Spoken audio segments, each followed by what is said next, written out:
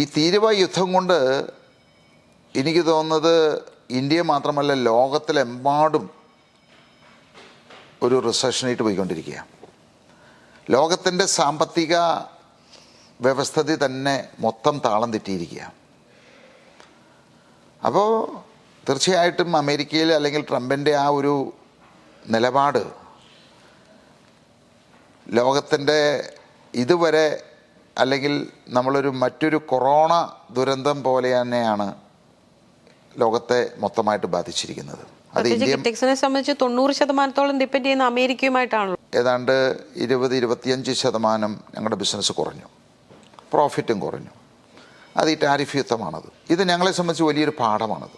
ഇനി അങ്ങനെ ഒരു സാഹചര്യം ഉണ്ടാകാതിരിക്കാൻ വേണ്ടിയിട്ട് എല്ലാ മുൻകരുതലുകളും ഞങ്ങൾ എടുത്തു കഴിഞ്ഞു.